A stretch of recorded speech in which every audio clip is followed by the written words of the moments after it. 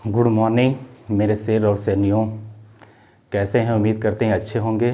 आप सभी को हमारे चैनल पे स्वागत और अभिनंदन है।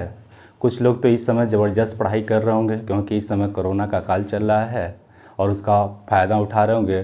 कुछ लोग तो गम में डूबे होंगे और गम में डूबे रहेंगे तो गम का गाना सुन रहे होंगे। भैया गम का गाना छोड़िए, आइए हम लोग अपने टॉपिक स्टार्ट किया जाए। कहते हैं ना कि तेरी दीवानगी ने हमें रातों भर जगाया। पॉजिटिव सोचेगा, नेगेटिव मत सोचेगा। तेरी दीवानगी ने हमें रातों भर जगाया, न चैन मिला न सुकून पाया। तुझसे किया हुआ हर एक वादा निभाऊंगा, तुझसे किया हुआ हर एक वादा निभाऊंगा। ए नौकरी, जो नौकरी की अकड़ है ना, उसकी औकात तोड़ना इस बार हम लोगों को। ए नौकरी अभी कर रहा हूँ मेहनत, तुझे पाने के लिए अपनी जान भी लगाऊंगा। हाँ जी मेरे प्यारे दोस्तों, आइए हम लोग आज स्टार्ट करते हैं संविधान का बहुत ही इम्पोर्टेंट टॉपिक, जो देखते हैं कि यहाँ से बहुत ज़्यादा कंपटीशन में पूछे गए हैं। और आज हम लोग संविधान का टॉपिक उठाए हैं भारतीय संविधान का स्रोत। अब देखा जाएगा इसमें कि भारतीय संविधान का, जब भारत का संविधान बना था तो क्या कहाँ से क्या क्या सारी चीज़ें ली गई थी, उसी को के बारे में आज हम लोगों को पढ़ना है। तो भारतीय संविधान का स्रोत, अगर जब भारत का संविधान बना था, या कह सकते हैं भारत के संविधान में आंतरिक स्रोत और बाहरी स्रोत का प्रयोग किया गया है। आंतरिक स्रोत का तात्पर्य ये है, जैसे जब ब्रिटेन है जो अपने भारत में शासन कर रहा था तो उसके द्वारा बनाए गए बहुत सारे नियम कानून थे। और बाह्य स्रोत का मतलब विभिन्न देश से जो कुछ पॉइंट लिए गए हैं, इन सब का क्या है, भारत में मतलब इसको मिलाया गया है। अब सवाल आता है, इसीलिए देखें यहाँ नोट में लिखे हैं कि सबसे बड़ा स्रोत भारत शासन अधिनियम 1935, यानी भारत का जब संविधान बना था वहाँ का सबसे बड़ा स्रोत क्या था, भारत शासन अधिनियम 1935। जब देखते हैं जो संविधान सभा द्वारा संविधान का निर्माण किया गया था तो उस समय हमारे पास टोटल 395 अनुच्छेद थे।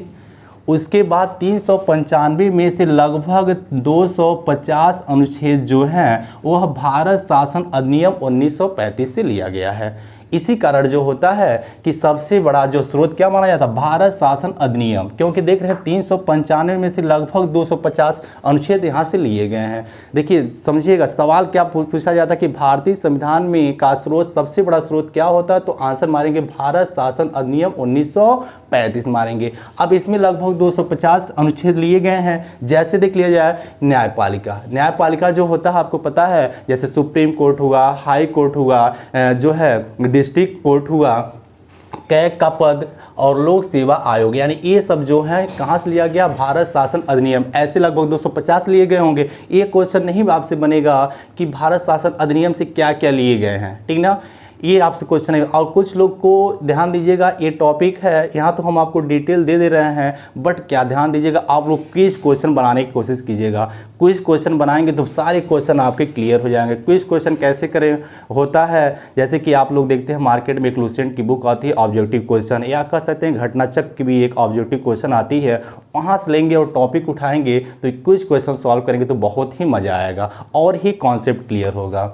अब सवाल आते हैं कि अब देखा जाए कौन कौन सी क्या क्या है। अब यहाँ देखिए, यहाँ स्रोत लिखा गया, यहाँ विषय वस्तु लिखा गया। सबसे पहले हम लेते हैं यूएसए, यानी अमेरिका से देते हैं, अमेरिका को देखते हैं। अमेरिका से क्या लिया गया, सबसे पहला मौलिक अधिकार। आप देखते हैं संविधान में जो मौलिक अधिकार का वर्णन है वह भाग 3, भाग कितने में है, भाग 3 में है। और अनुच्छेद कहाँ से, 12 से लेकर 35 तक है। कहाँ से, 12 से लेकर के अनुच्छेद 35 तक इसका वर्णन किया गया है।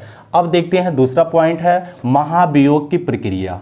क्या है, महाभियोग की प्रक्रिया, यानी महाभियोग की प्रक्रिया कहाँ से लिया गया है, यूएसए से लिया गया है। देखते हैं कुछ ऐसे पद हैं जिनको हटाने का प्रोसेस क्या होता है, महाभियोग, जैसे राष्ट्रपति हुए और न्यायाधीश हुए, इनको महाभियोग के द्वारा हटाया जाता है। अब आते हैं न्यायिक सर्वोच्चता। अब कुछ लोगों को ये न्यायिक सर्वोच्चता का शब्द समझ में नहीं आ रहा होगा। न्यायिक सर्वोच्चता का मतलब ये है कि यानी अपने देश में संसद सर्वोच्च नहीं है, यानी अपने देश में जो होता है न्यायिक सर्वोच्चता का संविधान लागू है। क्लियर। अब है न्यायिक पुनर्वलोकन, एक शब्द देखिए आ रहा है यहाँ पे, न्यायिक पुनर्वलोकन। इसका मतलब क्या होता है कि न्यायपालिका, कार्यपालिका और विधायिका द्वारा किए गए कार्यों की इसके माध्यम से हम जांच कर सकते हैं, यानी ये बहुत खास थ्योरी है। अब आते हैं राष्ट्रपति व उपराष्ट्रपति का पद। राष्ट्रपति और उपराष्ट्रपति का पद ये भी कहाँ से लिया गया है? यूएसए से लिया गया है। यानी राष्ट्रपति का वर्णन देखते हैं, इनके पद का वर्णन अनुच्छेद 52 में मिलता है। अनुच्छेद कितना में मिलता है? 52 में। और उपराष्ट्रपति का वर्णन अनुच्छेद कितना मिलता है? 63 में मिलता है। अब देखिए कुछ लोग कहते हैं हमसे याद नहीं होता सर जीएस, बड़ी दिक्कत होती है। क्या देखिए ध्यान कैसे याद किया जाता है? सबसे पहले यूएसए पकड़िए। अब देखिए यूएसए से क्या क्या लिया गया है? मौलिक अधिकार लिया गया है, महाभियोग की प्रक्रिया लिया गया है, न्यायिक पुनरावलोकन लिया गया है और न्यायिक सर्वोच्चता लिया गया। ऐसे मंथन करेंगे ना, उसके बारे में सोचेंगे, ऑटोमेटिक आपको याद हो जाएगा। और आपसे कहा जाता है जो चीज़ें आपको याद नहीं होती उससे प्रेम कर लीजिए। अगर इससे आप प्रेम करेंगे, अगर ये बेवफा भी निकली तो कम से कम मुकद्दर तो बना के छोड़ेगी ये आपको। अब आते हैं ये ब्रिटेन। अब देखिए ब्रिटेन से क्या लिया गया? आपको पता है कि ब्रिटेन से बहुत सारे चीज़ लिए गए हैं। क्यों? क्योंकि भाई लगभग इतना दिन क्या है ब्रिटेन अपने देश पे शासन किया तो बहुत सारे नियम कानून वो बनाए थे। अब देखिए यहाँ से क्या लिया गया है? एकल नागरिकता। एकल नागरिकता देखते हैं कि अपने देश में क्या है? एकल नागरिकता है। कहीं कहीं दोहरी नागरिकता भी होती है, जैसे क्या हो जाएगा आपका अमेरिका, वहाँ पे दोहरी नागरिकता है। अब आते हैं संसदीय शासन व्यवस्था। संसदीय शासन व्यवस्था का मतलब ये है जैसे संसद है, लोकसभा है, राज्यसभा में वहाँ उसकी क्या क्या व्यवस्थाएं होती हैं, इन सब का वर्णन इसमें किया गया है। अब आते हैं संसदीय विशेषाधिकार। संसदीय विशेषाधिकार का मतलब यानी इसका जो उल्लेख है वो अनुच्छेद 105 में किया गया है। संसदीय विशेषाधिकार का किया गया है। अब आते हैं जो मंत्रिमंडल व्यवस्था, यानी जिस देश में संसदीय व्यवस्था रहेगी वहाँ मंत्रिमंडल भी व्यवस्था रहेगी, क्योंकि संसद द्वारा जो चुने जाते हैं और जिनको बहुमत पारित किया जाता है उसकी सरकार बनती है। यानी जैसे प्रधानमंत्री और उनके सहयोग के लिए क्या मंत्रिमंडल की व्यवस्था की जाती है, जैसे या हो गया गृह मंत्री हो गया और रक्षा मंत्री, ये सब मंत्रियों की नियुक्ति की जाती है। अब है विधि का शासन। ध्यान देंगे विधि का शासन, यानी विधि का शासन, इसके बारे में सबसे पहले डायसी साहब ने बताए थे कि विधि का शासन कैसे किया जाता है। अब आता है विधि निर्माण प्रक्रिया। विधि निर्माण प्रक्रिया का मतलब ये है कि कानून कैसे बनाया जाए, यानी कानून कैसे बनता है। अब इसके बाद है अगला आईएएस, यानी अखिल भारतीय सेवा का जो है वर्णन, ये भी कहाँ से लिया गया है? आपका ब्रिटेन से लिया गया। तो देखिए ब्रिटेन से क्या क्या लिया गया है? एकल नागरिकता, संसदीय शासन व्यवस्था, संसदीय विशेषाधिकार, मंत्रिमंडल व्यवस्था, विधि का शासन और विधि निर्माण प्रक्रिया और आईएएस का पद। ये कहाँ से लिया गया है? ब्रिटेन से लिया गया है। क्लियर? अब आते हैं दक्षिण अफ्रीका। दक्षिण अफ्रीका से क्या है कि संविधान संशोधन की प्रक्रिया लिया गया है। संविधान संशोधन की प्रक्रिया है, इसका वर्णन अनुच्छेद कितना मिलता है? 368। अब देखते हैं कि अपने भारतीय संविधान में जो संविधान संशोधन की प्रक्रिया 368 में, इसमें 3 तरह की प्रक्रिया बताई गई है। उसके बाद है कि फ्रांस। अब फ्रांस की बात करें, ध्यान देंगे जब फ्रांस की क्रांति चल रही थी तो उस समय आपके 3 शब्द समानता, स्वतंत्रता और बंधुत्व, इसका नारा बहुत ज़बरदस्त लिया गया था, वहीं से इसको लिया गया है। एवं गणतंत्र। गणतंत्र देखिए, गणतंत्र कुछ ऐसे शब्द हैं कि कुछ लोगों को यहाँ प्रॉब्लम क्रिएट होता है। गणतंत्र का मतलब ये होता है कि ऐसे देश जहाँ पे जो राष्ट्राध्यक्ष होते हैं वो वंशानुगत ना हो करके जनता द्वारा चुने जाते हैं। क्लियर? अब आते हैं आयरलैंड। आयरलैंड से जो है ये हमारा नीति निर्देशक तत्व, ये बहुत इंपॉर्टेंट, बहुत बार एग्जाम में पूछा गया है।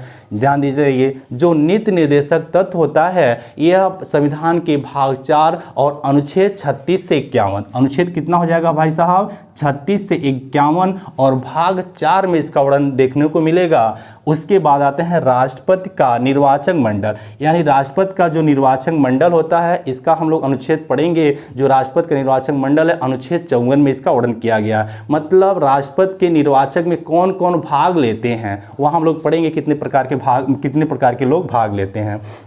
अब आता है कि राज्यसभा द्वारा मनोनीत सदस्य। राज्यसभा में मनोनीत सदस्य, यानी देखते हैं कि राज्यसभा में राष्ट्रपति द्वारा 12 सदस्यों को मनोनीत किया जाता है और लोकसभा में 2 सदस्यों द्वारा मनोनीत किया जाता है। ये सारे कहाँ से हो गए हैं? आपके आयरलैंड से। आयरलैंड से हम लोग क्या क्या देखें? निर्देशक तत्व देखें, राष्ट्रपति का निर्वाचक मंडल देखें और राज्यसभा में मनोनीत सदस्य को देखा गया है। अब ध्यान देंगे, अब आएगा ऑस्ट्रेलिया। ऑस्ट्रेलिया से क्या लिया गया है? हम लोग प्रस्तावना लिया गया है ऑस्ट्रेलिया से, फिर क्या लिखा गया है, समवर्ती सूची लिया गया है। अब देखेंगे संयुक्त अधिवेशन लिया गया है। समवर्ती सूची, ध्यान देंगे जो समवर्ती सूची है, आप देखेंगे जब हम लोग अनुसूचियाँ पढ़ेंगे तो अनुसूची नंबर 7 में वहाँ 3 सूचियों का वर्णन किया गया है, संघ सूची, राज सूची और समवर्ती सूची का वर्णन किया गया है। समवर्ती सूची हो गया। अब आ गया संयुक्त अधिवेशन। अब ध्यान देंगे जो संयुक्त अधिवेशन होता है, जब राज्यसभा और लोकसभा में कोई विधेयक पारित नहीं होता, यानी उन दोनों में मतभेद होता है और आवश्यकता लगता है कि हाँ यह कानून बनना चाहिए, तो उस कंडीशन में राष्ट्रपति क्या करता है, संयुक्त अधिवेशन की व्यवस्था करता है। और यह इसका वर्णन कहाँ मिलता है, अनुच्छेद 108 में। उस समय जब अधिवेशन बुलाया जाता है तो उसकी अध्यक्षता कौन करता है, लोकसभा अध्यक्ष करते हैं। क्लियर। अब आते हैं जर्मनी। जर्मनी में ध्यान देंगे, जर्मनी को वाइमर का संविधान कहा जाता। अब तो यह संविधान लागू नहीं है, ठीक है। अब ये जर्मनी से क्या लिया गया, आपातकालीन उपबंध। आपातकालीन और ऐसे देखिए समझिएगा, जर्मनी में कौन फेमस आदमी था, हिटलर था। तो ध्यान देंगे ऐसे हम याद कर सकते हैं, वहाँ जर्मनी से क्या लिया गया, आपातकालीन उपबंध, और इसका वर्णन मिलता है अनुच्छेद 352 से लेकर अनुच्छेद 360 के बीच मिलता है। अब आते हैं भैया कनाडा, ये भी बहुत इंपॉर्टेंट है। कनाडा से क्या लिया गया, अवशिष्ट शक्तियाँ। ध्यान देंगे अवशिष्ट शक्तियाँ मतलब जो शेष रह गई हैं, जब अपना संविधान बना था कुछ ऐसी शक्तियाँ बची थी, उसी को क्या बोला जाता है, अवशिष्ट शक्तियाँ। ये अवशिष्ट शक्तियाँ जो हैं अपने भारत में किसके पास है, केंद्र के पास है, ध्यान देते रहिएगा। लेकिन इसका अपवाद अमेरिका में देखेंगे, यहाँ जो वहाँ पे जो अवशिष्ट शक्तियाँ किसके पास है, राज्य के पास है, लेकिन यहाँ कहाँ पे है, अपने भारत के यानी केंद्र के पास है। यानी अवशिष्ट शक्तियाँ किसके पास है, केंद्र के पास है। अब यहाँ है संघात्मक व्यवस्था। अब कुछ लोगों को डाउट हो रहा होगा कि संघात्मक व्यवस्था क्या होती है। संघात्मक व्यवस्था का मतलब ये है कि केंद्र और राज्यों के बीच बॉन्डिंग बना के रखना, मतलब उनके केंद्र और राज्यों के बीच क्या है, सामंजस्य, मतलब उनके साथ संबंध बना करके रखना, ये होता है संघात्मक व्यवस्था। अब है शक्तियों का विभाजन, यानी शक्तियों का विभाजन, कुछ शक्तियां राज्य को दी गई हैं, कुछ स्टेट को दी गई, उनमें इस शक्तियों का विभाजन का वर्णन किया गया है।